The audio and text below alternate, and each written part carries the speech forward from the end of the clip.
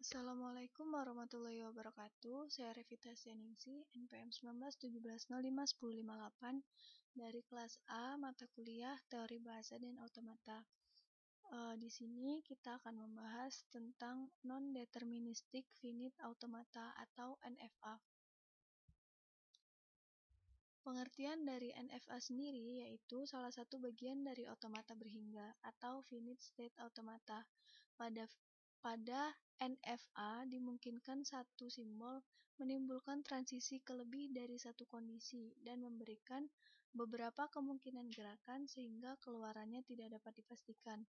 Selain itu dimungkinkan juga terjadinya transisi spontan atau transisi E atau transisi epsilon.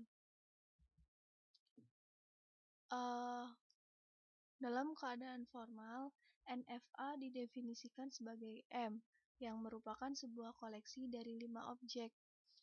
Yang pertama ada key atau himpunan state, adalah sebuah himpunan hingga dari kedudukan-kedudukan. Yang kedua ada sigma atau himpunan simbol input, adalah sebuah abjad masukan. Yang ketiga ada state atau state awal.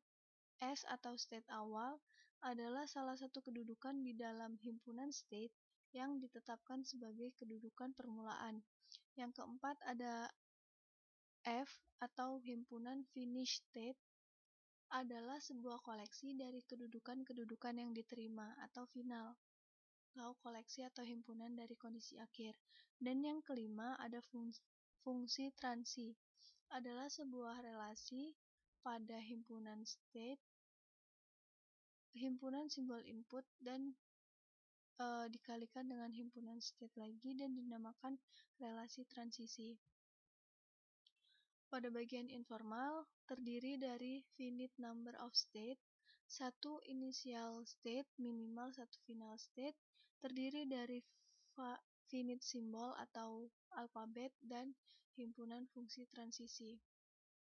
Sifat-sifat NFA sendiri yaitu NFA memiliki kemampuan untuk berada di lebih dari satu state pada saat bersamaan. Yang kedua, NFA selalu menerima bahasa yang diterima oleh DFA atau Deterministic Finite Automata. Yang ketiga, sebagaimana DFA, NFA menerima secara tepat bahasa reguler. Hal ini dikarenakan NFA dan DFA berada pada kelas bahasa yang sama sesuai hierarki Chomsky. Dan yang terakhir, NFA seringkali lebih diringkas dibandingkan dengan DFA karena tidak harus full definite. Berikut adalah contoh NFA. String diterima NFA bila terdapat suatu urutan transisi berdasarkan input. Dari state awal hingga state akhir harus mencoba semua kemungkinan. Contohnya ada pada string 01001. Epsilon NFA. Pada NFA dengan E-move, E tersebut adalah singkatan dari epsilon atau simbol dari epsilon. Diperbolehkan suatu status berubah secara spontan tanpa membaca input, atau berpindah ke suatu state tanpa membaca input. Epsilon juga disebut sebagai string kosong atau empty. Kegunaan dari transisi ini adalah memudahkan untuk mengkombinasikan finite state automata. E-closure atau epsilon closure adalah himpunan state yang dapat dicapai dari suatu state tanpa membaca input.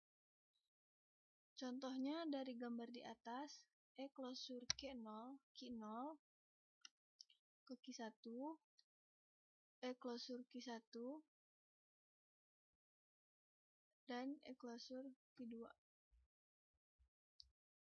Ekuivalensi NFA dengan epsilon move ke NFA tanpa epsilon move.